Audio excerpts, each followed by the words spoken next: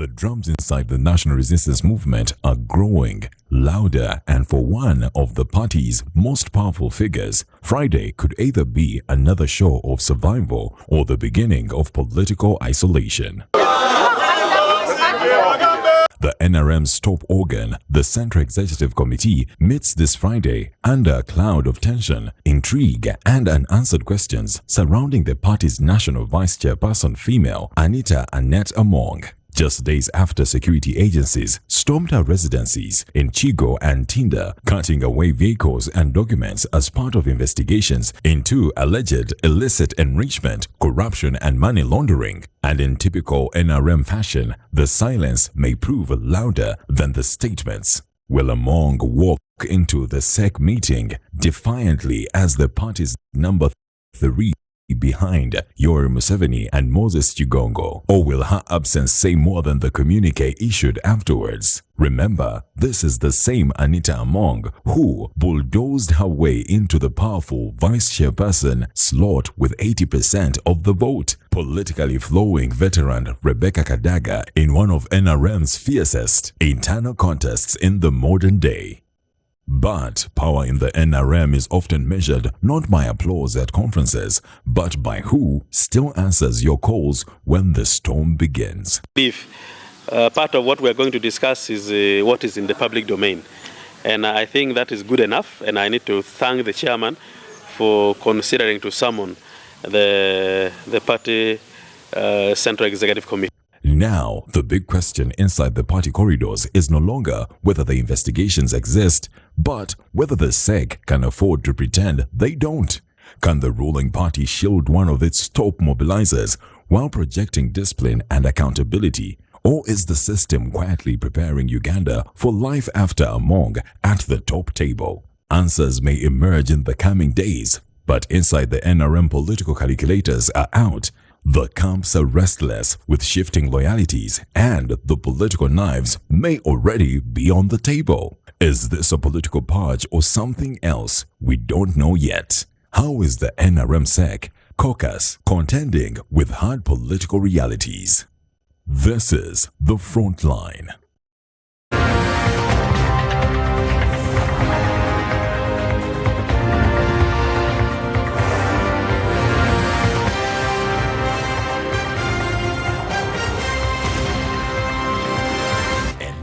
Frontline. Oh yes, it's the Frontline on this 21st day of May 2026. Welcome. My name is Simon Kagwanjala. It's been quite a week for us out in the media, and tonight we get to the bottom of what has come to be perhaps the most damning scandal in recent history. As Anita Among goes through this turbulence, there are quite a number of unanswered questions, very complex, and dots that do not connect yet. Is it more of politics, or it's cracking a whip on corruption? That and many more questions will be asked during the course of the show. Of course, security continues with the operation. It's a joint security operation. They stormed her house, Anita Among's house, on Saturday morning. We've had a display of opulence. They've gone to all her residences at Nakasero. They've gone to Ntinda. They've also gone to conduct a search at her new residence in Chigo. What lies beneath all this? We'll be looking at the contradictions, we'll be looking at the realities, and of course making a forecast on where this is likely to end. Joining me tonight is Honorable Opondo, making his debut since swearing in. He's now a full MP. Good to have you, and congratulations. Thank you, Simon. Just to correct you, there is no half MP. Well, then you are MP-elect today. Well, yeah, I am MP now. I was given a key to my office this morning by the clerk, and I'm looking forward to participating in the NRM caucus that will choose the prospective speakers and also elect them on Monday 25th from Kololo Ceremonial Grounds. How's the feeling? This is what you expect of an old man, yeah, a responsible old man. Well, the old man himself, Andrew Mwenda, Managing Director, The Independent Publications, and a journalist. It's very senior. Good to have you and a very good evening. Pleasure to be with you, my great-great-grandson, Simon Kagwanjala. Wonderful. Honorable Salam Musumba from the PFF joins us tonight, clad in a gomesi and looking very wonderful. Good to see you. Yes, thank you very much. Well, are you supposed to be my MP? I know you are 60. Yes. Although we don't usually talk about women's age. No, I'm 60 plus. Yes. Yes, I'm your MP. You are an MP elect as far as I am concerned. I am because Opondo, you did not take the oath prescribed by the Constitution. Did you? Well, you did not take the oath as prescribed. I did the Bible. He didn't read, because it's prescribed in the schedule.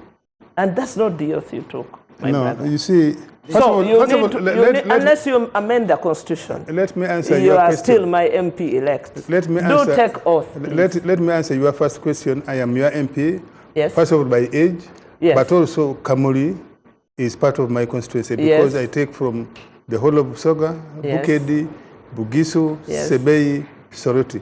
I have the most complicated constituency there. Yes. Because every 30 kilometers you change the language.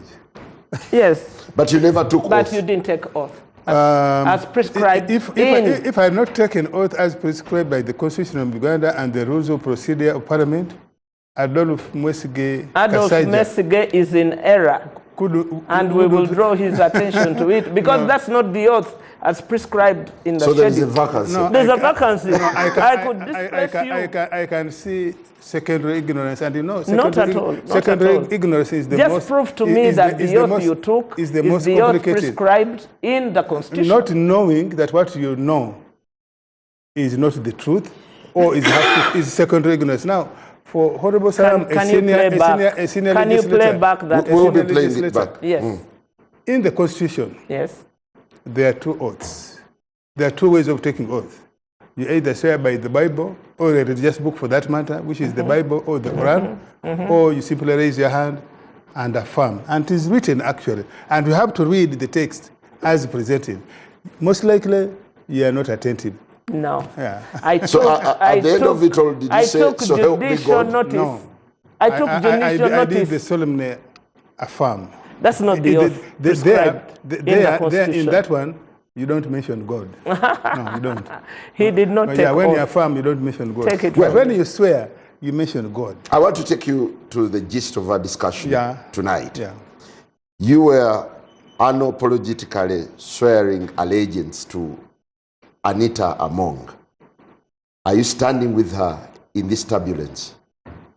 I was unapologetically standing with Anita Among and Thomas Tayebwa because in February of this year, after the elections, the Central Executive Committee of the NRM endorsed them in line with the earlier position that a speaker and deputy speaker, if they are serving their first term, they would be permitted, if there are no issues, to continue to serve the second term.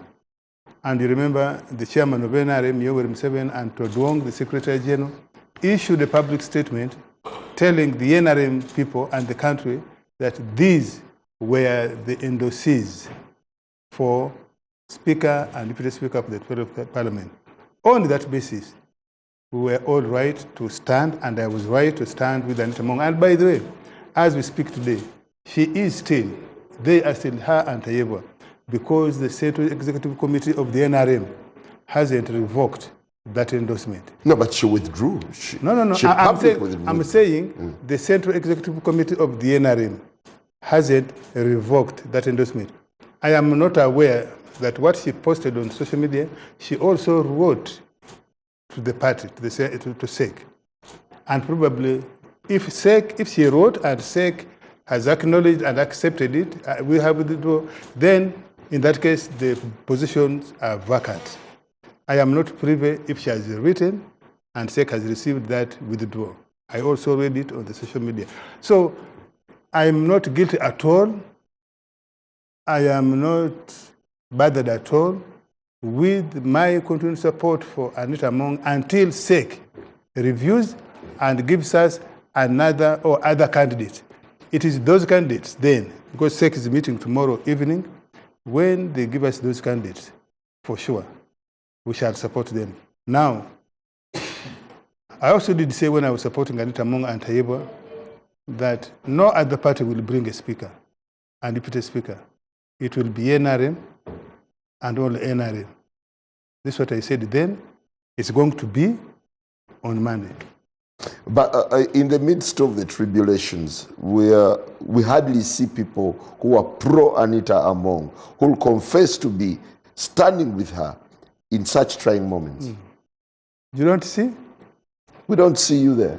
Well, I was at Anita Among's house this afternoon. It's a crime scene. It's cordoned off. Who let you in? Again, secondary ignorance. I did not see any tape today afternoon. I went at 2:30, about there. I did not see any tape marking Anita Among's property where I went as a crime scene. I did not find any security personnel linked to investigations who are barring people or even checking or asking people questions. Why are you here? No, I did not find. For the 2 hours I was there, I did not see anybody who knocked at the door where I was to say, what are you speaking or what are you talking with our suspect? I did not see. I walked out after 2 hours, having had a joyful conversation with Anita. I went because she's a friend, she's our leader. When people in their low moments in these times, it's a good manners, it's humane to go and ask them, these things I'm reading, these things I am seeing, are they true? Do you need any assistance, support? Could it be just psychological? That's why I went there. And I found out... What an irony that at the same time you also went to Opondo celebration. No. Opondo, again, secondary ignorance. Opondo, if you don't know, Opondo came to Parliament in 2011. I am among the people who urged him to come to politics. I actually supported him with money. When he won elections, in that term, the 9th Parliament, Opondo actually lived with me for the entire 5 years in my house. Opondo is actually my MP, has been my MP since that time, that area of Mwenda. He has been my MP. I support him, including this election. 3. So you have divided loyalty? No. When Kawanda... Yes. When Kawanda asked... Listen. Opondo is also my son-in-law. He marries my daughter, if you don't know. But we separate social issues from public political issues, if you didn't know. I don't have double loyalty. When I was supporting Among, I've given you the first reason. But the second one, the reason is most important. Opondo, to the best of my knowledge, has not yet declared, has not picked the interest form to say, I want to be speaker. Other people have urged him. In that context, I cannot support somebody who has not said, I want to be speaker. The day he says he wants to be speaker, and as I've said, the times are short. Only 2 days. We have only tomorrow and Saturday. And Sunday. If at that time Opondo expresses his interest, and indeed NRM reviews its earlier position and brings him, then my views will be documented in the caucus of Sunday. So who do you support for speakership? I said support the position of the SEC. And of course, I'm not oblivious of what is going on. I know that the earth is beginning to shift towards a review on that position. When that is concluded, then there will be a vacancy and time frame for members of the NRM who are eligible, members of Parliament, members of NRM of the 12th Parliament, to express interest. Once SEC concludes, we shall bat for those 2 candidates. Thank you.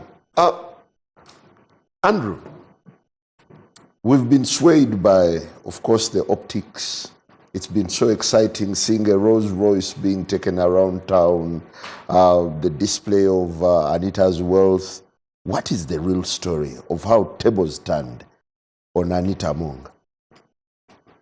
Oh, I don't know whether the question I should answer is the real story or what I think. Or what are we missing?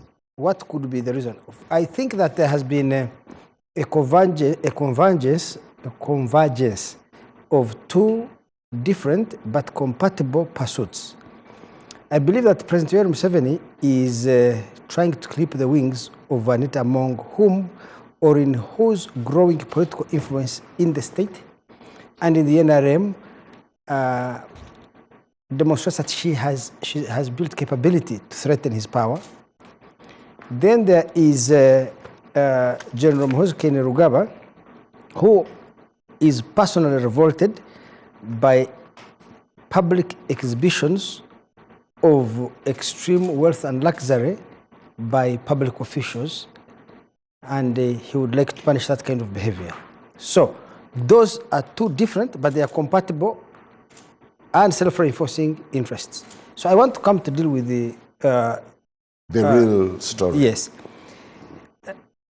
I believe that Museveni, yes. I wrote an article on the 21st of March, 2026, this year, in the Independent. It's called the Anita Among Dilemma. And this argument I was making, within 5 years of joining the NRM, Anita Among has achieved complete mastery of parliament. If you held an election for speaker today, Anita Among would get 485 votes, which we had counted out of 529, meaning only 44 MPs were not in her pocket. That is one. Two, using her influence on the Parliamentary Commission, she had used the Parliamentary Commission to give jobs to children, nephews, nieces of so many of Uganda's political, religious, and business elites. And therefore, she was able to secure a lot broad-based loyalty and support among pillars of opinion in the different segments of our society. The third, and Museveni's people will tell you this, she had acquired a lot of influence in the judiciary.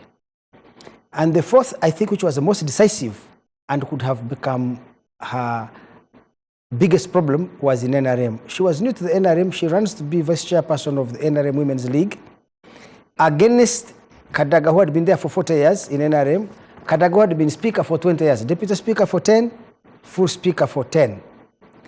In that contest, which has a broad-based electoral college, you know, to be elected to that job, you have the electoral college includes all chairpersons of LC3 across the country, all mayors of town councils, municipalities, and cities. Then you have to have all chairmen of LC5 and their councils. Then you have to have all MPs. You have to have all NRM leagues for women, for youth, for the disabled, for the elderly, for veterans. So this is the one job which requires you to build a political base across the whole country and across different segments of society. In that election, Anita Among beat Kadaga by 93%. 93%. 93%. And for me, that was a sign that Museveni would not be comfortable with this kind of influence that Anita Among has. You have complete master of parliament. You have captured the entire NRM infrastructure. You have all these elite constituencies. You have one. You are powerful in the judiciary. Many people are saying she had started building constituencies in police and maybe security services. You don't never know. Now, I want us guys to put ourselves in Museveni's shoes. I have personally had a couple of conversations, I think twice, with Anita Among. And I went to her home to express to her also this specific concern, that you have grown too much influence and you're too powerful, and that would threaten Museveni. She said she is a very loyal Museveni person. She told me her story and said, this man Museveni made me. I can never go against him. I am inclined to believe that Anita Among was sincere and that she was very loyal to Museveni. Now, of course, I have to put myself in Museveni's shoes. Museveni is a power-maximizing political entrepreneur. He should be, and is a gorilla at the same time. He must be able to look at his threats in advance and neutralize them before they materialize. So for Museveni, first it is intentions. Assuming Museveni believes, like I do, that Anita Among is sincere, Museveni has to have caution. He says intentions, first of all, are difficult to know because they reside in our minds. I can lie that I'm loyal to you, and I will always be there for you when I'm not telling the truth. I'm just hoodwinking you. But let me assume that Museveni, like me, believes that Anita Among was sincere. Museveni will say, okay, the issue is really not Anita Among's intentions, it is Anita Among's capabilities. Because our capabilities can change our intentions. As this lady accumulates all this power and influence across the entire state machinery and the society, which is both NRM, which is a civic organization or a political organization, and these elite constituencies, this capability she's developing may in future tempt her to seek the presidency and threaten Museveni. So it is in Museveni's interest to clip her wings in time. Now, of course, there is another thing there. You know, when you're in the government, and people who read these things, they may now go and manufacture fake intelligence and tell the president, now she has mobilized Opondo, now she's mobilized General so and so. They can also sell other stories. And Museveni may act on the basis of that intelligence also. Yeah, well. but Andrew, if I could interject here, you seem to be making it more political. Yet apparently the narrative of illicit wealth and stacks of money seems to be carrying the day. Well, you see, again, in 2024 April, I wrote an article. It's called the Museveni Anita Among Bromance. You should go and read it in the Independent, because these things are not new. It is you who is thinking they are new. I wrote at that time saying that, you see, Anita Among's problem is not that she was a thief or that she stole money. That is a small side effect of her management of parliament. Anita Among was taking a lot of money out of parliament, not for her personal use, but to help Museveni build a political base, to help Museveni pass legislation in the parliament. It was really a political slush fund. It is true she creamed off part of that money, a small percentage of it, to indulge herself in gorgeous mansions, in luxury dresses, and expensive cars. That is a temporary side effect. And now I understand human beings were driven by emotional stuff. The personal takes precedence. So when we are discussing corruption, you are much more concerned about her Rolls Royce, which was a gift I think given to her for free by somebody, if I'm not mistaken. She told me this is a gift. And by the way, I should tell you, it turns out that when somebody gave her that Rolls Royce, she informed the president, should I accept it? The president gave her, go ahead, you can accept it. Even though, you find that credible? I would not be surprised that if it were true. And Museveni even offered to pay taxes on it. By the way, I should tell you, Museveni is a much more sophisticated political animal than people think. Remember, Museveni is a gorilla. And Museveni, if you want to know him, is like Lucius Cornelius Sulla, an ancient Roman statesman. He's half fox, he's half lion, half fox. But the fox in him is more dangerous than the lion. So, remember 2024, the president told the world, when these accusations emerged, he actually told the world that he is the one who gave Anita the first big cash, 2 billion. Do you remember that? And he said, I also gave her 200 herds of cattle. And I've returned to her home in Bukedia, and she now has 2,000, meaning she was a good herdsman. And then the president said, he also gave other people, he mentioned them and said, they don't have those cows. And so, in his view, he said... So, to continue with my... So I just want to believe that it's possible that the president actually gave a nod that this vehicle... And the president has... You remember when we had the dispute over Chagulanyi's... Bulletproof. Bulletproof? Didn't. Who cleared it? So anyway, Museveni is a much more sophisticated and complicated personality. That's why he has run this country for 40 years, yet no president had ever succeeded in doing more than 8 years. So what happens is that I think the issue, therefore, was not her wealth, her ostentatious exhibition of luxury living was used, and I predicted it in 2024. You should read my article, the Museveni Anita Among Bromance, that this was her luxurious living was a rope she had given Museveni to hang her. Now, there are two aspects of that rope, in the sense that she could have done those things because she has an unrestrained appetite for luxury. But she could also have done them, say, look, me, I am very vulnerable. Anytime you want, you can take me, in which case you are secure.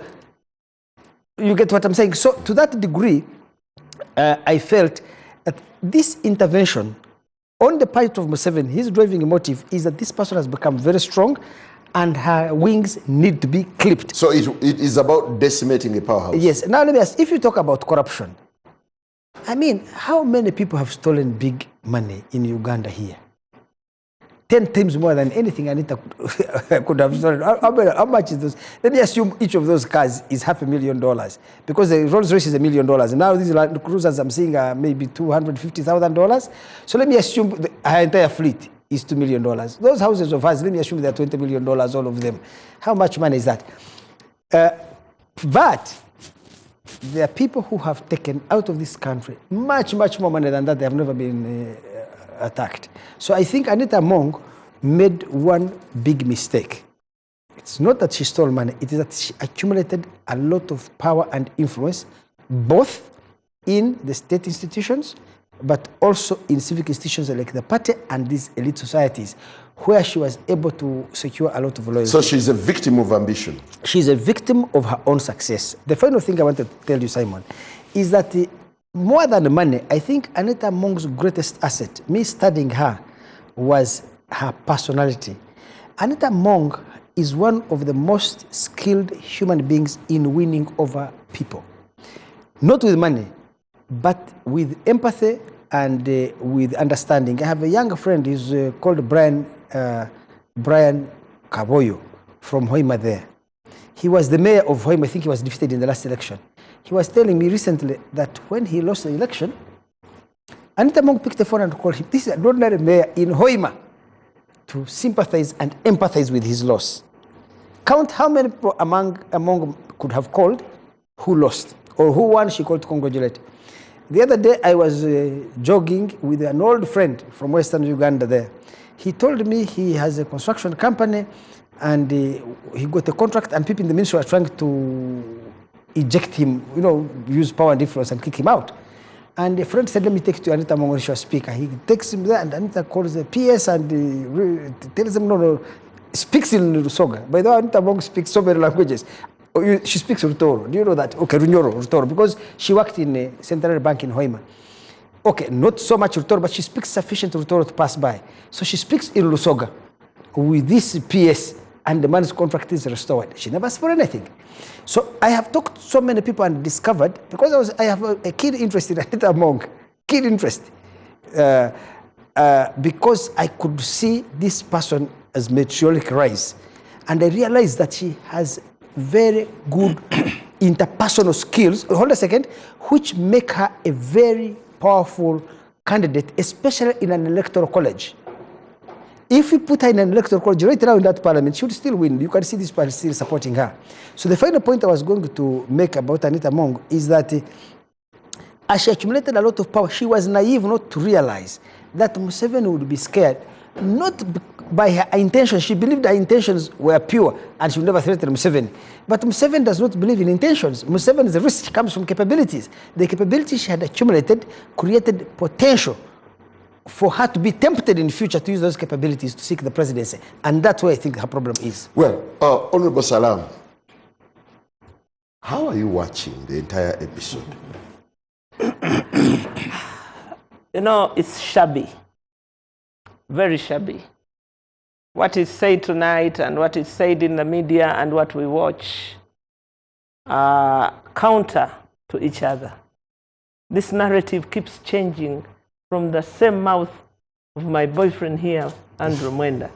I think he's talking too many things which come to nothing. He's giving his perspective. He's actually scattered.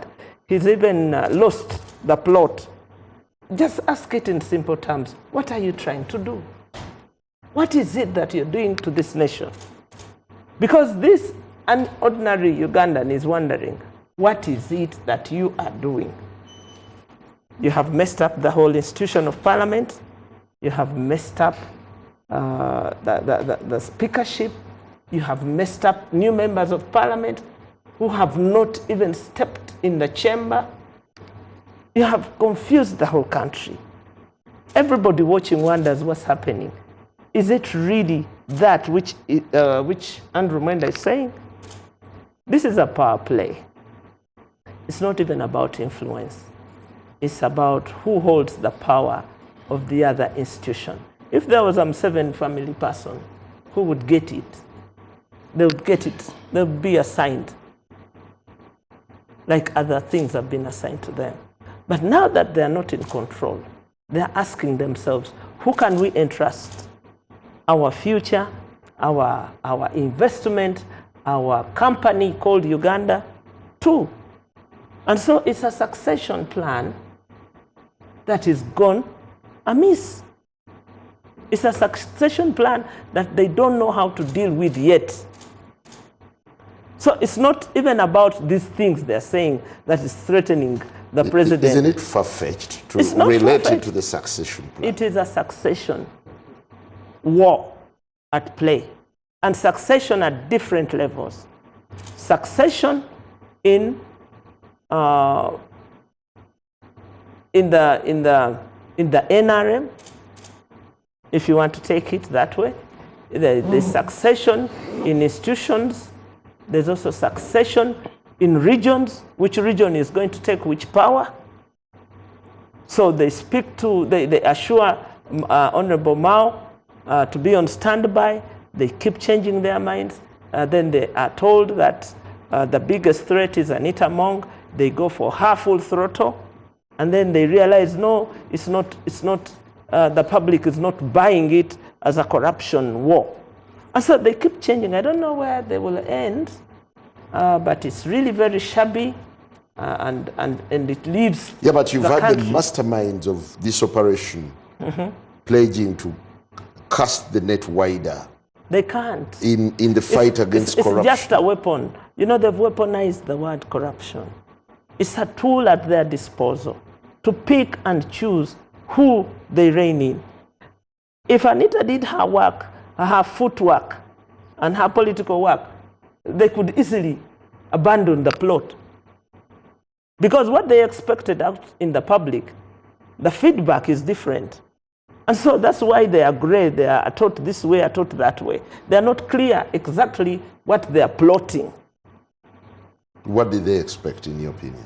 They expected 100% public support.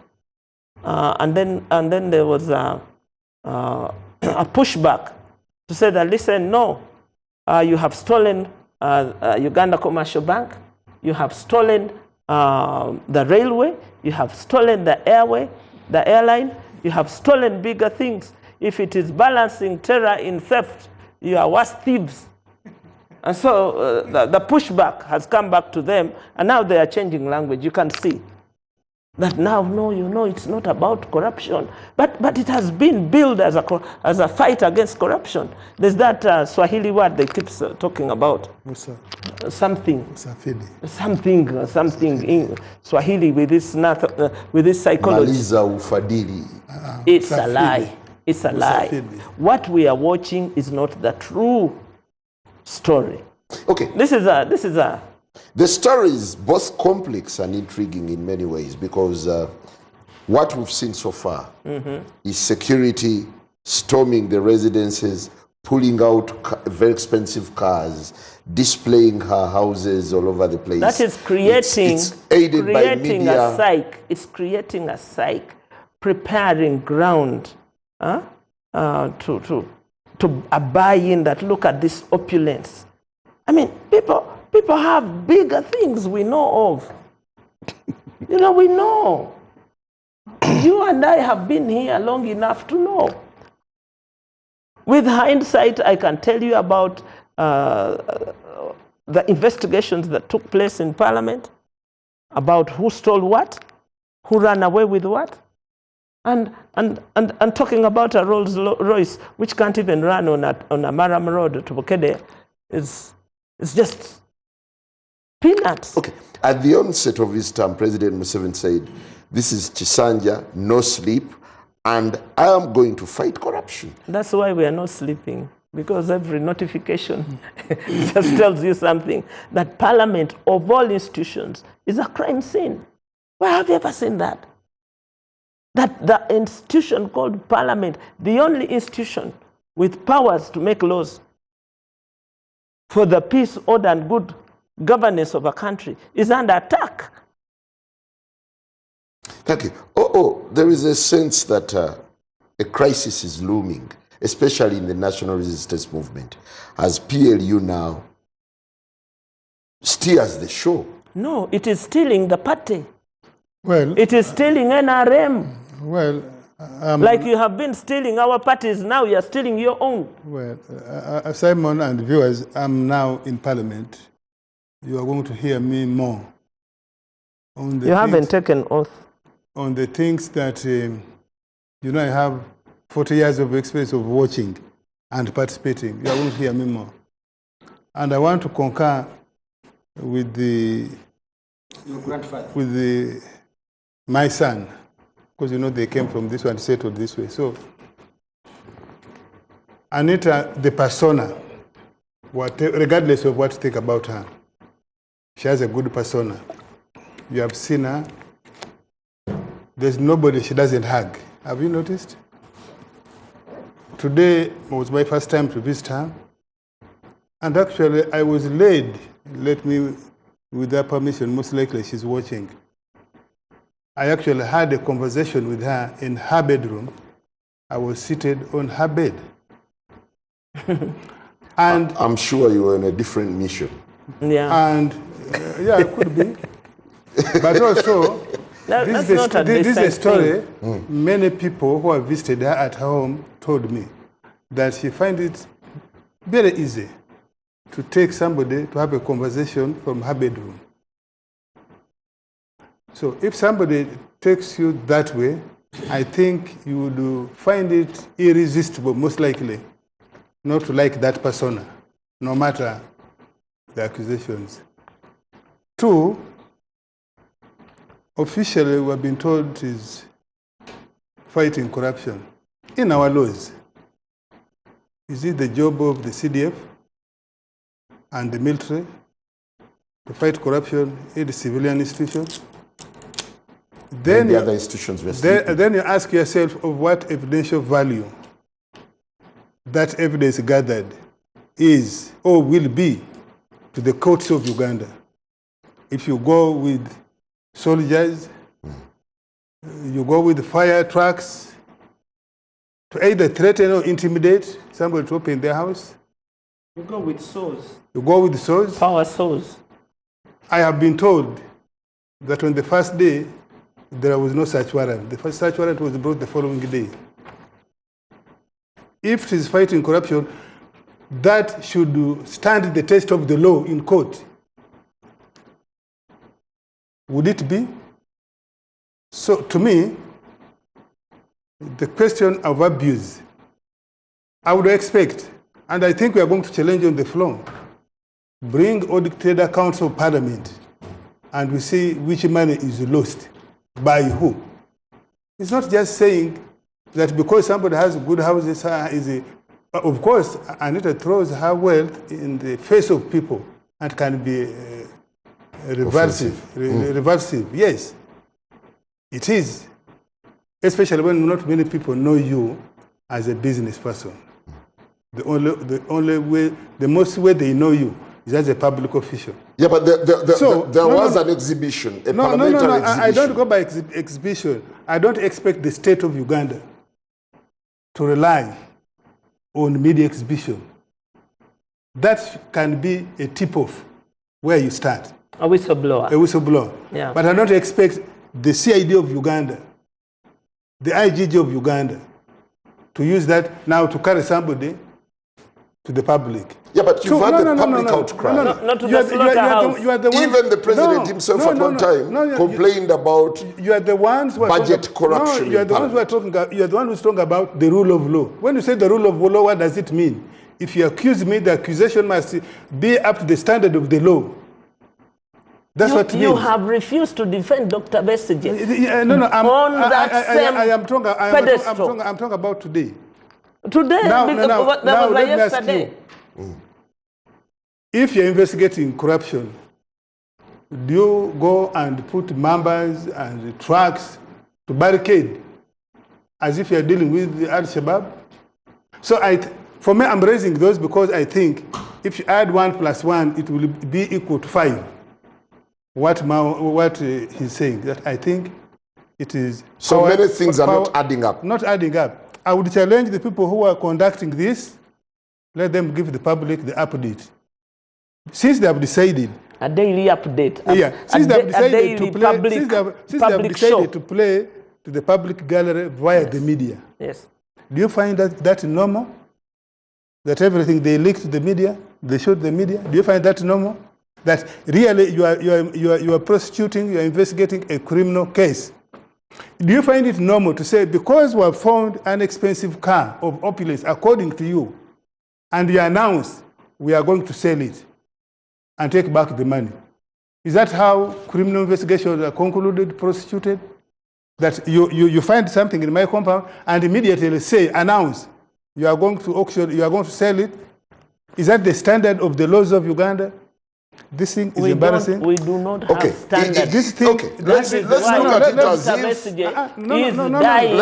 it as if the CDF is now trying to buy into public trust. No, because when it comes to... No, that's not how the laws of Uganda work, that you go and dance to the public if you want to buy. If you're fighting corruption, there are procedures in the law.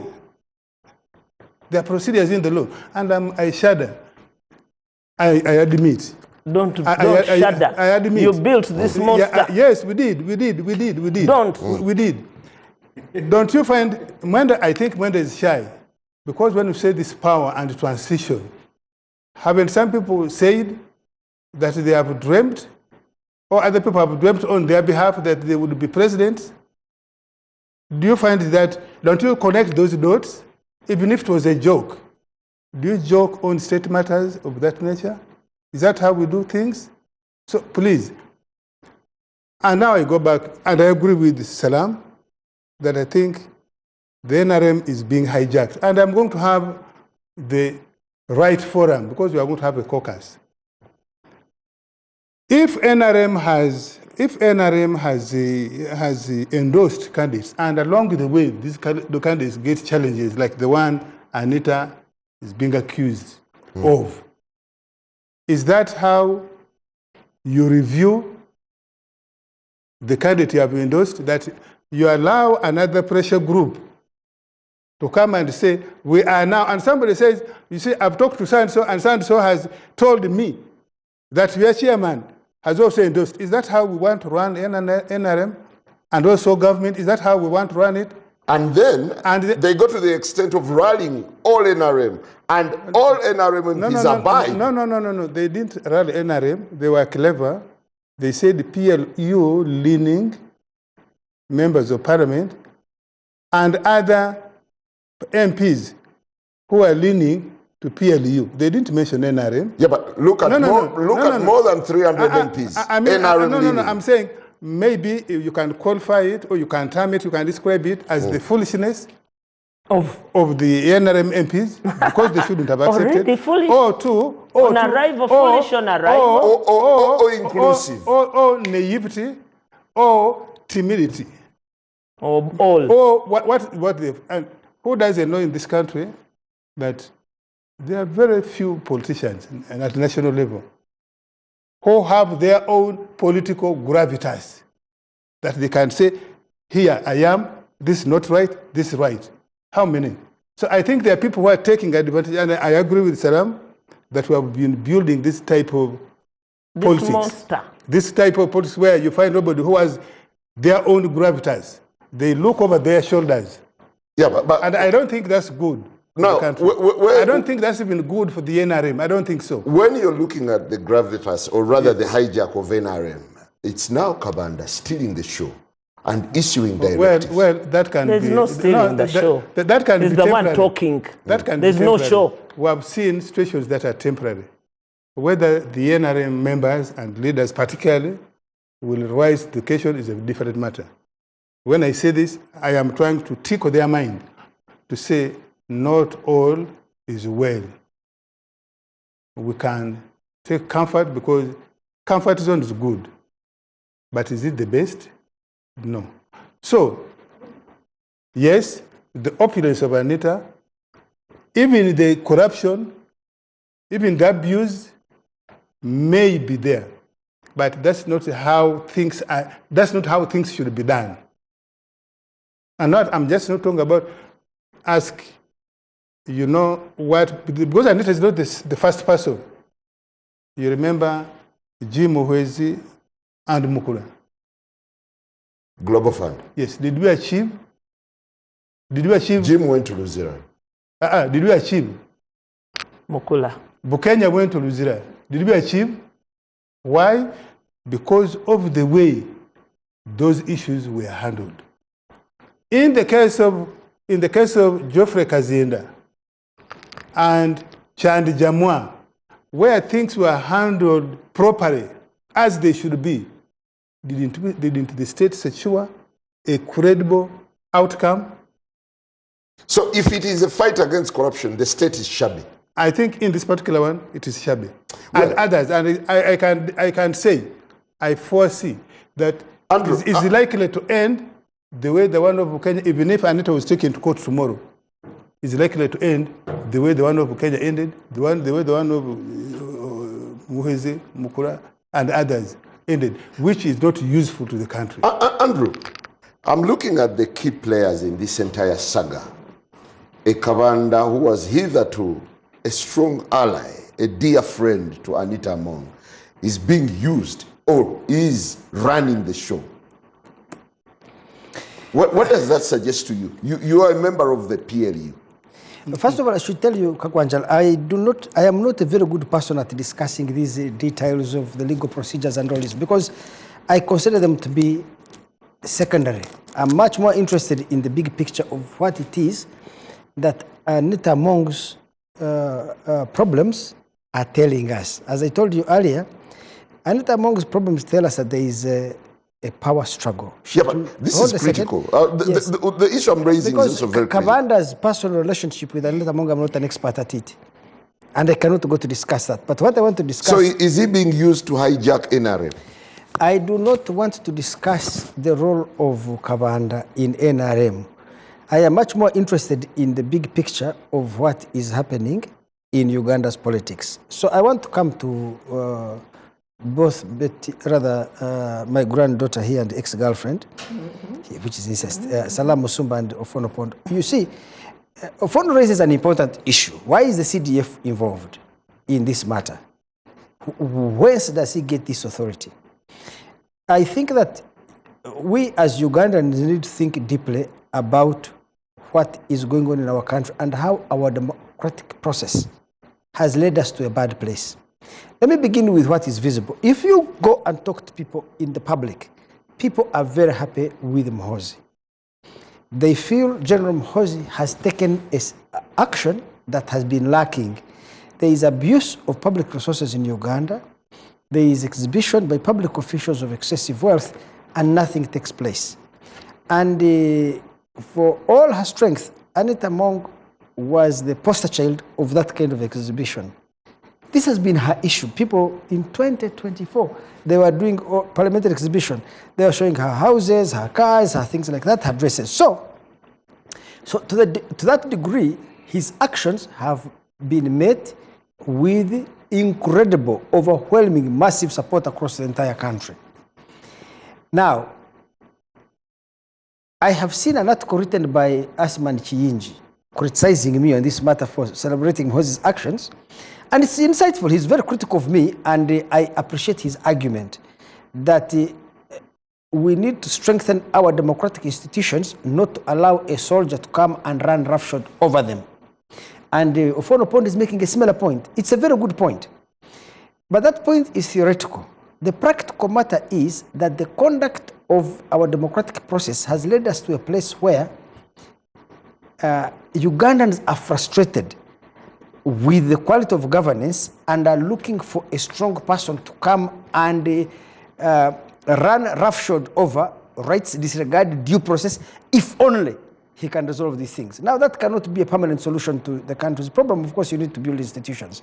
Now, I want to show you part of the problem of our democracy in Uganda, and I don't think our democracy, as it's currently constituted, can answer these problems. May I request that we take a very short break, and when we return, you will definitely expound on your point. We'll be asking, could this be a watershed moment for the NRM, and could it be a defining moment as well for the general politics of the country? We'll be back. Kenya's Frontline. Welcome back. It's still the Frontline, unpacking the Anita Among saga and how it is playing out. Is it more of politics or it's a crackdown on corruption? Andrew, you seem to be fronting a moral equivalence argument that several people have stolen. Why Anita alone? That's no. That's not what I'm doing. You are getting my point wrong. I'm simply saying that the issue we are facing about Anita, her problems is not simply because she stole. I'm simply saying that the critical issue in this saga is that she had accumulated a lot of power that threatened Museveni's power. She had accumulated a lot of influence that threatened Museveni's power, or at least created the potential for her to be a threat in the future, and Museveni needed to neutralize her. I don't deal with those other simple things, and I'm not creating a more equivalence. Mwenda may have accumulated a lot of power, but not rather a lot of money, stolen a lot of money, but not threatened Museveni's power. Museveni is a power maximizing political entrepreneur. So the key denominator here is, once you bid for power in NRM, it's a sin. So I'll give you an example. Among the people who have become so powerful in Uganda, take an example of Kale Kaihura. How did he end? Kale Kaihura I felt was a very loyal person to Museveni, and up to now I believe so. Would never have threatened Museveni's power. But Museveni was convinced that he had accumulated a lot of influence that could give him capability to seek the presidency. Amama Mbaba is the same thing. All of them ended in being fought. Bukenya.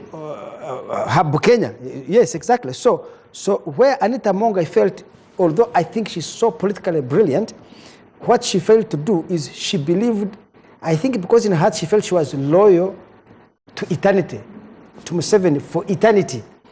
She did not put herself in Museveni's shoes to say, if you have this mastery of the whole parliament, mastery of the NRM infrastructure, mastery of different institutions of state and society, that this can create potential for Museveni to fear you. But how in the first place did President Museveni allow her to accumulate all this power? She accumulated it because she was doing his bidding. Anita Among would never have accumulated that amount of power if she was not helping Museveni achieve his ends. So if you're in Museveni's shoes, there are people you use. In trying to use them, they may accumulate a lot of power. Because for you to be able to control that parliament, you need to have a sizable influence. Because what she was doing in parliament, she was not doing it for Anita Among, she was doing it for President Museveni. So that's the contradiction of power that Anita Among found herself in. What she was doing in the house was to achieve Museveni's ends. But in trying to achieve Museveni's ends, she accumulated a lot of influence. That influence became a threat to her boss. Then her boss said, I'm clipping your wings. So he will raise another person, and that person will fall. So this is a Museveni-Anita war, right? I think that is the fundamental. The fountain matrix of this struggle is Museveni trying to clip the wings of a person who had potential to become a rival. I told you there is a convergence of different but compatible pursuits. There is Mohozi's pursuit of corruption. We must clamp down on corruption. And there is Museveni's pursuit of power. I must clip the wings of any person who has potential to become a rival. These are two different, but they are compatible interests or compatible pursuits. So it is not that each one of them is acting with the same motive. Mohozi's motive is clear. Ostentatious display of luxury and wealth by a public official is unacceptable. Yeah, but why should he be the one pursuing people who have accumulated? We have systems, we have institutions in place. Well, let me tell you, first, actually, I'm happy you have come to that's the point I was trying to raise earlier, that there is widespread frustration in Uganda with the conduct of politics in our country. And Mohozi's actions have generated mass excitement. People are so happy in Uganda. And I'm telling you, you'll be surprised. I'm listening. You can do a poll right now. Mohozi is the most popular human being in Uganda. I need to zoom out on the reaction of all. Yes. I think right now Mohozi is the most admired public figure in Uganda because they feel he has slain a beast of corruption. So if you're blind to that fact, this country one of these days, and its democratic institutions will collapse on our heads without recognizing what has happened. Right now, these people were in Chankwanzi. Let me show you one of my criticisms of this great man called Yoweri Museveni. Opondo was in Chankwanzi with MPs of NRM. Museveni said, okay, all of you have been in campaigns, you are suffering from a lot of dust, I'm going to give them some allowance. I'm going to give each one of you 100 million. So they left there, they came to Kampala here, they went to State House there at the Okello House. Each of them was given 20. Tomorrow they have a caucus meeting. They're likely to get the balance of 8 or they get 50. Museveni has been using money to duplicate policy. This is a disaster of what he has introduced. Now, of course, I don't want to be unfair to Museveni. Democratic politics is built around money. There is an American philosopher called Will Durant. He said there are 3 forms of government known to man. Theocracy, ruled by religious clerics, aristocracy, ruled by birth, and democracy, ruled by money. If you look at the last US election of 2024, 88% of the senators who won the election used more money than their rival who lost. 93% of members of the House of Representatives who won an election had spent more money than their rival. Meaning, okay, let me put it so, I'm conscious of the fact that it is possible, we do not know the cause of the chain of causation.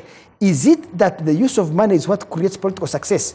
Or once people see you as a potential winner of an election, it attracts money to you. So is popularity a magnet for money, or is money the driver that makes people win elections? But what I would say, the two are self-reinforcing. So money has become such an entrenched part of Uganda's politics. Not because it's dictatorial politics as many Ugandans think, but because it's a democracy in a very poor country. This Opondo here, this Salam Musumba was an MP. Ask her. If you're an MP, you will find that your constituents, when you go there, they have a funeral. They want you to transport the body, maybe buy a coffin, pay for the expenses. They have a church fundraising, you have to pay. You Kagwanja run for elections, you know these problems. They have, a child doesn't have fees, this one has a medical problem, they come to you. So members of parliament are inundated with demands from their constituents to give them money. In elections, there is a demand for money. Right.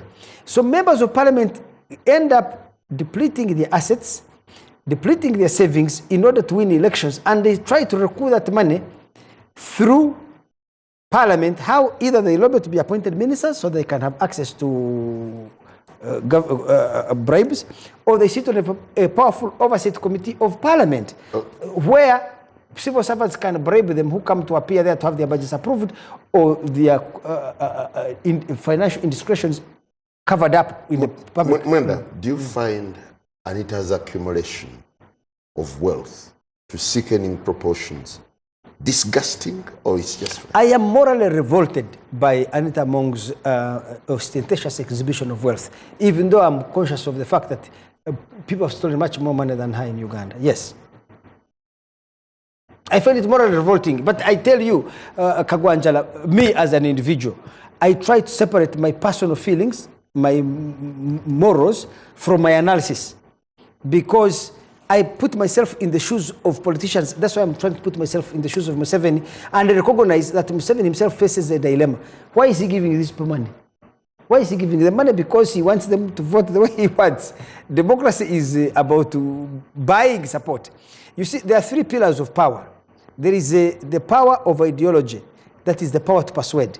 Then there is the third pillar, the second pillar of economic power, the power to bribe. Then there is a third power, military power, the power to coerce. I can convince you through ideological suasion. I can bribe you by gifts and money and things, or I can force you to toe my line using military power. Now, Museveni abandoned ideological power and has largely relied significantly on the power to bribe, which takes 60% of his effort, the power to coerce, which takes 30%, the power to convince is now 10%. Well, thank you. Honorable Salam, do you imagine that the internal foundations of the NRM have now been shaken to the core by this scandal and by the way Anita Among, a very influential figure who rose through the ranks at a very meteoric rate? You see, the NRM as you knew it, as the movement, it's still the NRM. You know, even they stole the name. There's NRM, there's the... They even stole the name. So, the journey, the political journey, the genesis of what we are talking about, the political animal we are talking about, has facets that needs more time to discuss. But the foundation of NRM is shaken and is stumbling because, one, they have gone against their own internal rules. If you remember the Honorable Rebecca Litwala Kadaga in the contest for SEC, said that their rules indicate that you must have been a member for 10 years. Where now, in their rules, in your internal rules, no. I'm talking about what I had. Okay. And so, no. They overrun that in their internal rules. So they're working on a ruleless way. When you look at their SEC, there's rumor in town that their SEC is even bribable. Their SEC is bribable. The top organ. That top organ is bribable. That's the talk in town. Not even for big money, for $10,000 to endorse people. So, following what Mwenda is talking about the democracy of rented support, of hire, the highest bidder, that's where we have brought ourselves to.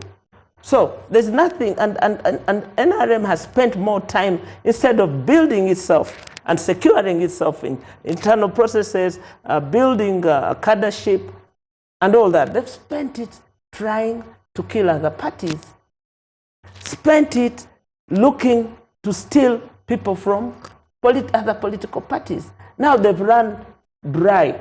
I'm glad they've been outfoxed by their own wayward procedures, that they have come now full square to look at themselves in the mirror and wonder where they are at. They are wondering loudly the way we have wondered. And so we are at the same spot, the same ugly political spot as a country. If the biggest party, as it claims to be, is this messed up? Claims or is? Claims. Because you cannot have all that, all those numbers and fail to govern. You have failed to govern. That's why you have orders coming from another quarter where you have a fully employed secretariat. What is that secretariat for? It is the political dialogue, the ideologue of the whole enterprise. But what are they saying? They are doing the good manners. They're like priests. Oh, we are going to talk about that one. They don't offer any political direction as an entity that should be doing so. You have your entire membership in the countryside lost and not found. They are also wondering what has happened to their party. One has asked me, we elected NRM. How come it is PLU giving us orders? What has happened? They are wondering, they elected another president. Do they have another one now?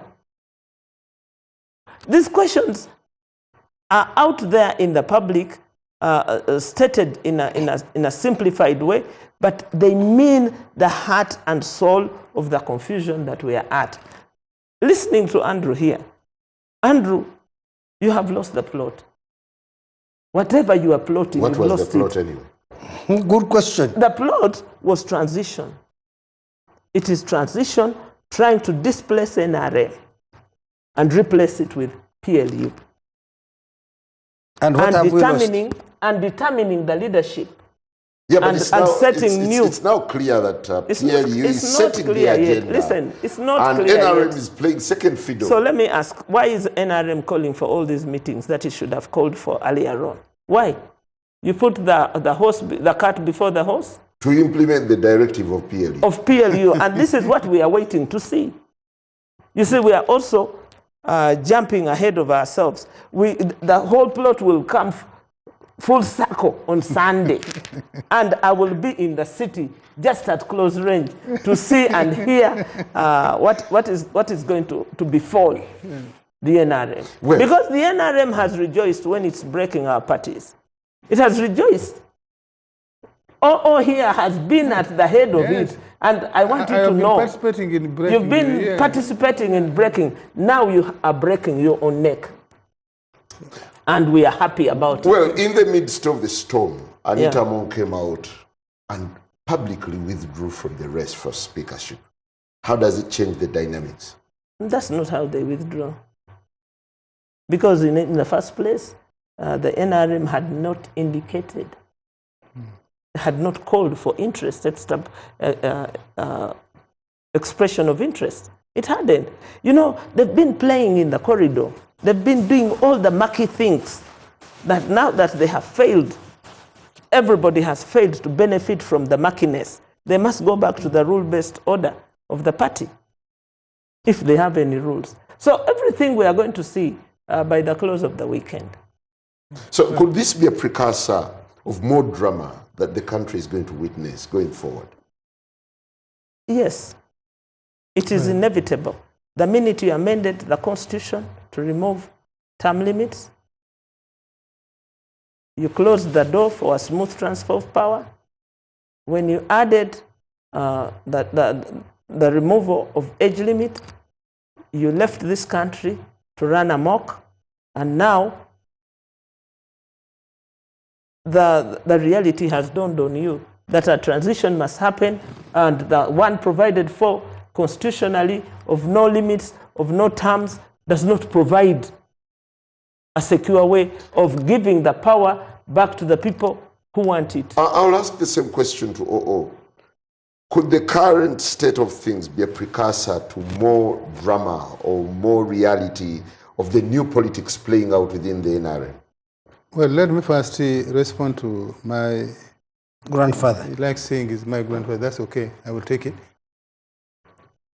NRM has been on the steering wheel for 40 years. There are many institutions who have restructured government, who have created new institutions. NRM, therefore, cannot have an excuse that we are the ones who wrote the Constitution, the laws governing the judiciary, and so on. We cannot run away from the standard of the law we established for investigations. You know, whenever he talks about standard of law, yes. He reminds me that Dr. Besigye is in Luzira. I'm talking about entire governance. I have been on this show and said we cannot be the ones being accused of doing the things that Amin was doing or Oboteto was doing. Therefore, it is an indictment on the NRM and leadership of NRM to say that, you see, we can, in a democracy, we cannot plug the loopholes where people carry out abuse and corruption. No. If we think that the police, which the laws of Uganda gives powers to investigate and bring to the fore these issues, let us write a new law and say we are now giving it to the army. And that the army, the head of the army will be the one directing criminal investigations in Uganda. And that will be the law. Then we move with it. Then everybody knows in Uganda we have said police can't do anything. It is only the army. That's what we should do. Disband the police. Yes. Yeah. Or create a new one. But we cannot say the police is the one which has power to investigate corruption and so on. It is the judiciary which has powers to try and so on. And then we subvert their power and give to other people. No, that's not acceptable. And I think this parliament has the body now. I would implore my colleagues that we need to retrace where NRM. Which colleagues are you talking about? In parliament. The colleagues who will be summoned and the following day they turn up in numbers. You can, falling all over themselves. You can lose steps backwards and also move backwards. You can break and build. I would want that out of all this, probably we can have a conversation about a new convergence on how we should do things. Because you are talking about Besigye. I agree that we let Ugandans down when we are raising issues of Besigye. Because now somebody looking at casual and says, if they can surround the home of a speaker who left a day ago, search her premises without a warrant, such warrant. In full glare. Global glare. Yes. And they did, because I think they were doing it. I don't know whether they want to write a film. I don't know. These guys who are doing those. Somebody will ask, how about a small man in Mwenda, in Mwenda? How do state operatives, state institutions, handle them when they find themselves in the midst of this kind of accusation? But the issue... So I don't agree with you, Mr. Mwenda, that you are saying that we should now accept as normal that the armed officers are the Yeah, but when I say the CDF is getting applause for... Well, I suspect this also is being done probably to get to generate pseudo popularity, so that when that time for transition, they say, oh, so this is the man, this is the person, no, these are the people who saved us.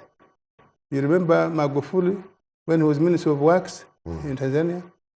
But good enough for him, he was a member of CCM, he was a civilian, and was therefore eligible to run in the CCM. Now, this is not the first time NRM is getting things wrong. We pride ourselves that often we eventually find our way. Yeah, but I think it's also a rude awakening to the NRM. Yeah, NRM saw the rise of Anita Among and her primitive accumulation not to the chagrin of so many Ugandans. No, not rise. Shepherd. Because the mother here has told you, the person who gave Anita Among, when she was not even NRM, leeway to conduct special operations, critical operations on behalf of NRM, on behalf of the president, was the leader of the NRM. So Anita did not rise just by herself. Today, when I visited her, she actually told me, I asked her, this thing you wrote on Twitter, climbing down, recanting your endorsement that you are no longer interested. He said, yes, I'm the one who wrote. I even sent a WhatsApp message to my brother, Opondo, who appears to be now enjoying both the NRM and PLU support. I texted him and I said, I am going to support you. And then she added the rider to me. She said, I wish I would be in the caucus and actually parliament. I want to be the one to nominate Opondo. Because then she said, I am the second national vice chairperson of NRM. During the campaign, I'm the one who said, we shall only campaign for the official candidates. If NRM has shifted its preference to Opondo or any other candidate, I will go by that candidate. That's what she told me. I will go by that candidate. Among is under house arrest, isn't she? No, to the best of my knowledge. I said here earlier on that I was not checked, at least when I went there, and I was not the only one there. I found other people. Was she invited to caucus? They have invited all members of. For us, we invite by all of us are on the WhatsApp platform of the government office of the government chief whip. They don't give individual invitations. At least me, that's how I was invited. I want to believe, and I know for sure that she's with us on the same platform of the government chief whip. Would you rather she's invited to make her case? That's a caucus can't be a court to listen to criminal accusations or allegations. No. So I wouldn't recommend that should be. Because it is the state accusing her. It is not NRM accusing her of breaking the moral code in the NRM constitution. No. If it had been NRM Todong charging her, yes, maybe. But even then, NRM has a disciplinary committee at the national level chaired by Haji Moses Chigongo. But since this is a state action, it should be the state, shouldn't come to the NRM caucus. And since she's not physically charged and sent to a prison, she is therefore available, if she so wishes, to come. And maybe if she says, I'm going to the caucus, we want to see. Is there police at her gate preventing her from coming? Then we shall say, why is she not here? But at least for me, she says she would want to make that case for Opondo or any other candidate that sake of NRM, where she is a member. I'm waiting to see, because SEC is sitting tomorrow. Yeah, but the matter No. speaker and deputy is now fait accompli. No. It is. No. Please, I am using the word secondary. Don't insist if you don't know. At least listen. SEC has been summoned tomorrow To endorse. to review. No. To review the endorsement that had been made. Should they vary, then it will direct Tango Doi now to open call of interest. We call it call of interest, expression of interest. Expression of interest. And then we can use tomorrow and Saturday for NRM MPs who are eligible to go and pick those forms. But can a seemingly lame duck SEC veto a position of the CDF and his father? Well, as far as I know, the Constitution of Uganda and the Constitution of NRM, SEC is not under the CDF. But any other person, not just the CDF, anybody can hijack SEC if they are asleep. I don't want to believe that SEC is asleep. I want to believe that the meeting called tomorrow, knowing what, and more so now that Aneta herself has said she no longer wants to be in contention. And as I said here, I'm not privy if she has formally written to the chairman of the Electoral Commission, the Secretary General of NRM, or even the national chairman that I'm no longer interested. Do you think she was under duress in writing this? I did not ask her if she's under duress, but I asked her if she is the one who wrote, and said, yes, I'm the one who wrote, and I'm going to support a candidate brought to us in the caucus by SEC. Now, I want to believe that that meeting tomorrow is actually going to review and come up and direct Tango Doi, the chairman of our Electoral Commission, to open the gate for new people. As far as I know, Obot is actually, because of those, because some politics is done on the top, some is done in the ground. I'm also privy that Obot is also doing his footwork, like many other people are doing their footwork. Because after all, we all have 3 days to go.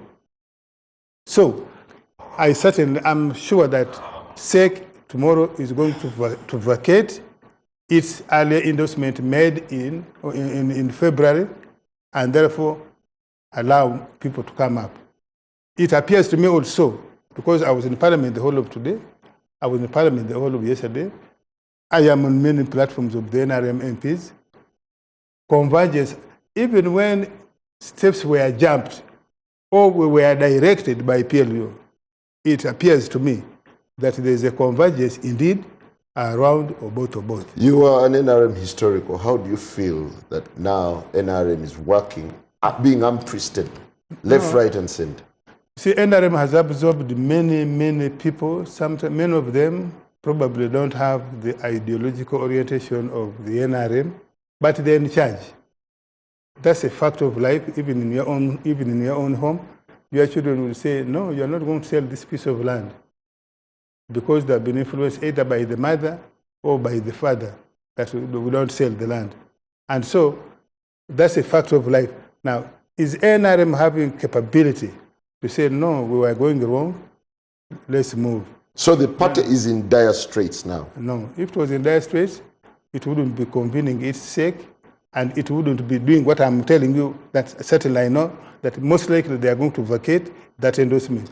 And the beauty of this one now is that we are not in the situation of 2021. You remember we were in that situation in 2021 with the Right Honorable Rebecca Aritwara Kadaga. Anita Mong, at least what she told me and what you yourself have quoted, appears to me to have seen that probably she can't fight back, because according to what she said, it would be detrimental to the party if she fought back. She seems to be accepting her place. Cowed into accepting. No. When I was speaking to her, there was no gun on her head.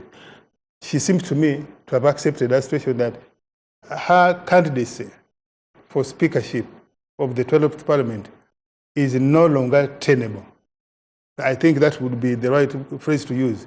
And therefore, I think that's even why she sent that statement. And by the way, I even asked her, I'm going on to the show. Would you want me to repeat what you have said on the? She said, yes. I can't go back on my words. I've already written, I've already been talked to, I've sent a message to both. I can't go back on my word. I'm not interested. And then she added, I have achieved more than I bargained for. Who knew that me, after just 3 months in NRM, I would be elected a deputy speaker? And within 2 months, on the basis of unfortunate incident of our senior dying, I would become the speaker. So I have achieved more than probably I bargained for. And in fact, she then told me that... So she's been humble. Yeah. So yeah, she has, yeah, I think I want to use the word, she has accepted that her candidacy for speaker is no longer tenable. And then she even told me, said, by the way, even in 2021, when Olanya died, Jacob, I had declined to run to replace him. She said she was persuaded by, I want to say, by Honorable Mao, this is what she told me, and by another person from that area who was very powerful, and others.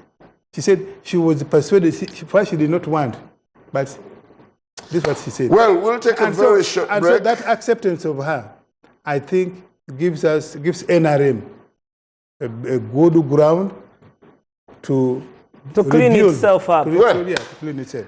Another question that we'll be asking after the break. What more should the country expect going forward? We'll be back.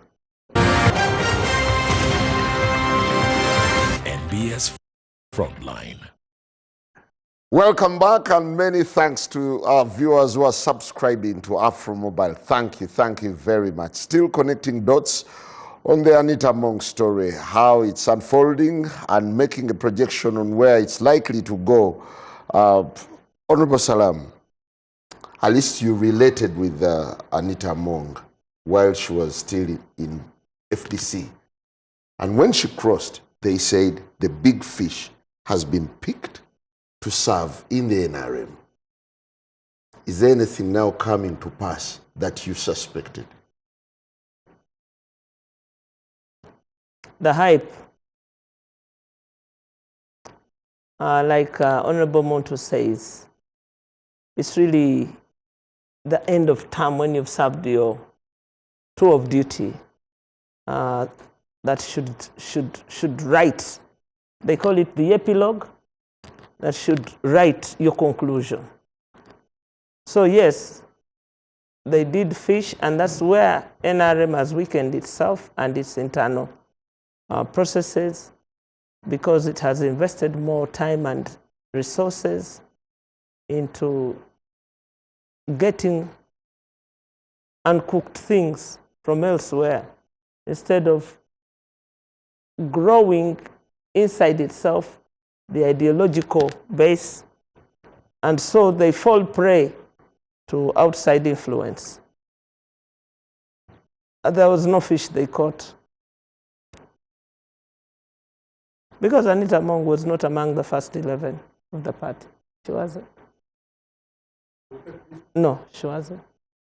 She wasn't even. You in a contest. Because she was working for you.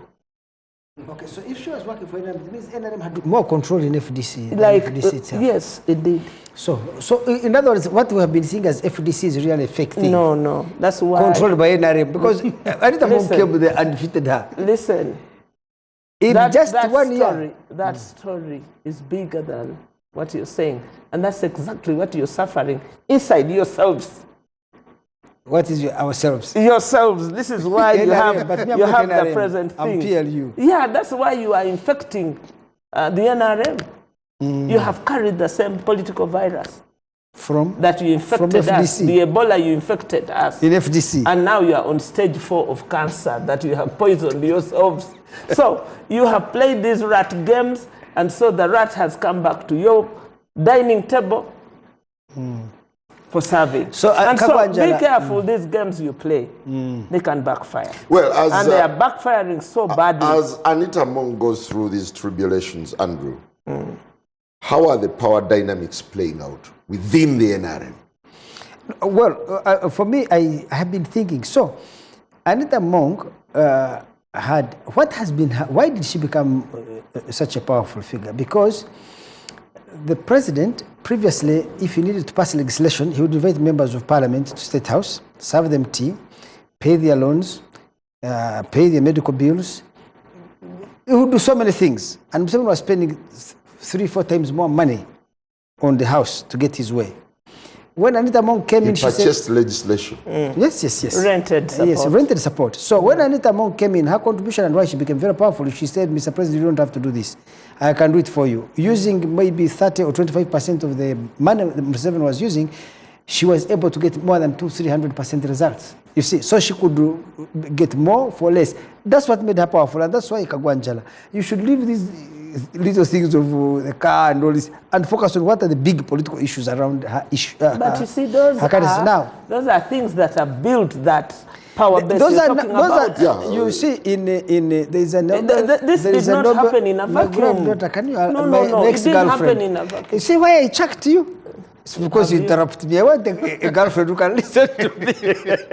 So I was saying, there is a Nobel laureate in economics called Daniel Kahneman. He wrote a book called Noise with some 2 other people. But there is an important point he makes, that whenever you are trying to manage your life or analyze anything, you should avoid noise and look at the signal. So people who are looking at the Rolls Royce, the gorgeous mansions and all this are focused on noise. I am much more interested in the signal. What is the signal? Yeah, but the Rolls Royce typifies something. Well, I think captures the emotions of people, but it misleads our analysis. Because, let me give you an example. Rather, the point I was making earlier. You see, I don't think that in dealing with corruption, the most important thing is how individuals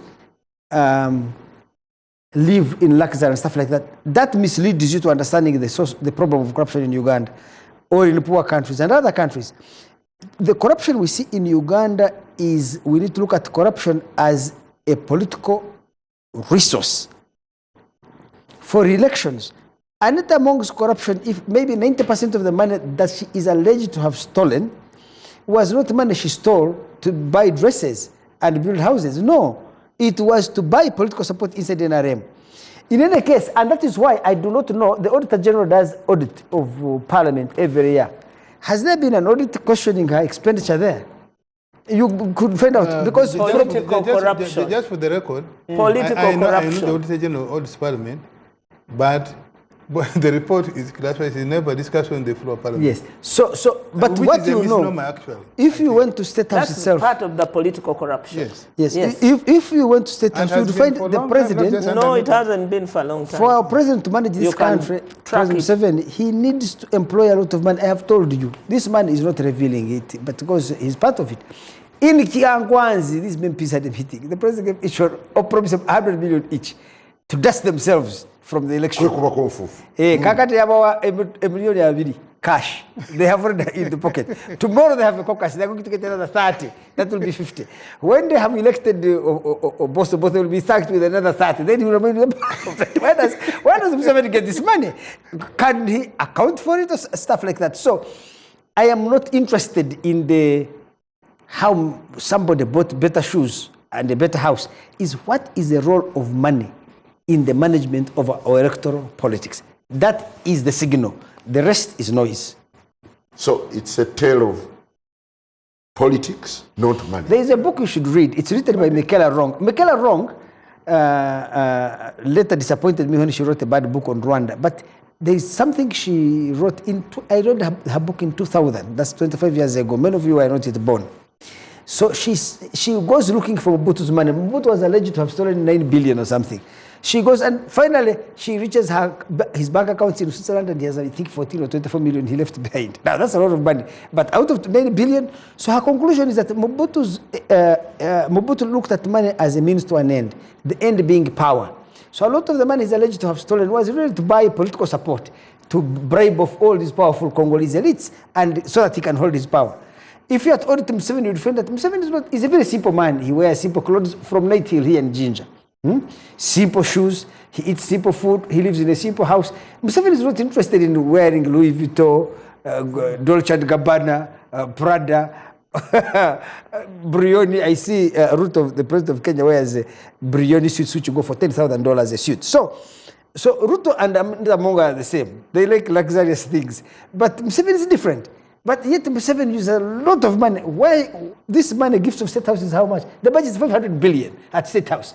Now that's the residence of the president. Why does he use it for? We need to understand that Museveni looks at money as a political resource to lubricate his politics, as a resource for politics. And if he takes money out of the national till, it is really to manage power relations rather than to indulge himself wearing expensive clothes, driving luxury cars, and living in gorgeous mansions. The problem with Anita Among is, and this is which surprises me, for a person of her political skills, there was that blind spot in her. She did not see that this exhibition of luxury would tint her in the eyes of many people, and therefore give Museveni a rope to hang her. Is it and he has used it to naivety or excitement? Both, naivety and excitement. But you see, another thing is, because I think she's a very smart politician, she could have used the strategy to say, okay, how can I convince Museveni that I'm not a threat to him? Let me have all this luxury around me.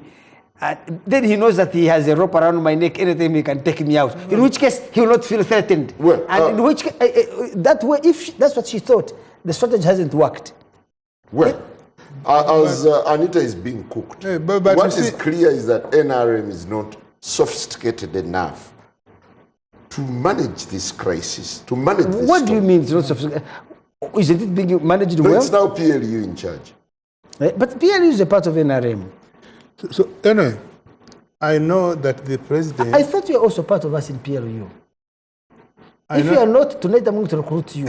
Thank you. Okay, that's very important. Do you subscribe to PLU? And then you can take my job of Director of Communications in PLU. No. Do you subscribe to PLU? No, I don't say I'm not, but I deal with them. I deal with PLU people, I engage with their activities, but... You are uncomfortable with their disruption? I want to say that the president, the way I know him, he gives people chance. And this was something he talks about it anyway, publicly. Says, you make a mistake, you steal money, you do this. I want to reform you. It is only when you fail, like when I fail to reform you, you could be a drunkard, you could be what. But if you deliver for me, I'm willing to be patient. I think Anita probably reached this level. I don't think the president needed to talk to her. But also, remember that the president is an intelligence officer of a long period of time. I think even when he praises you, that you are clever, you are entrepreneur level, skills good, probably is letting you lower your guard.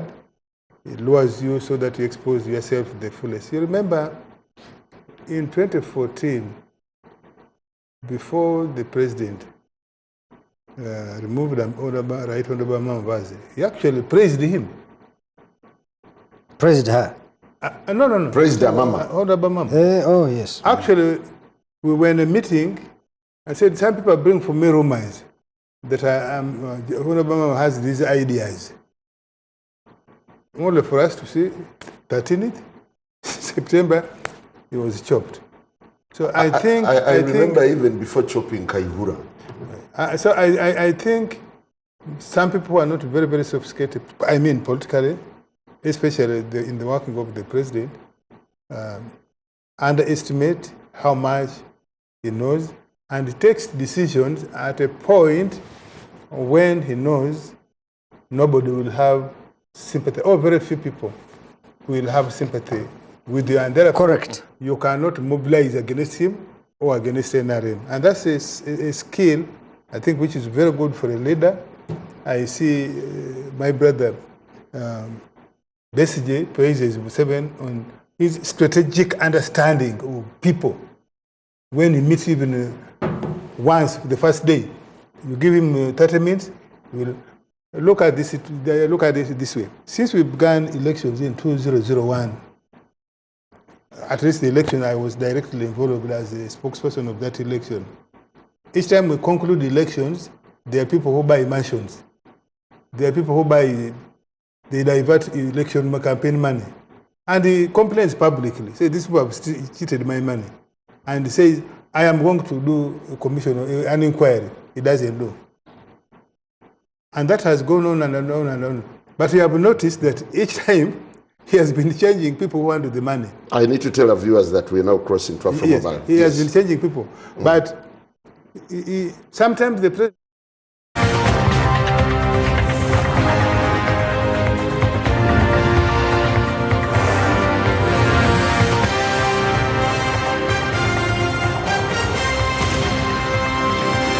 NBS Frontline.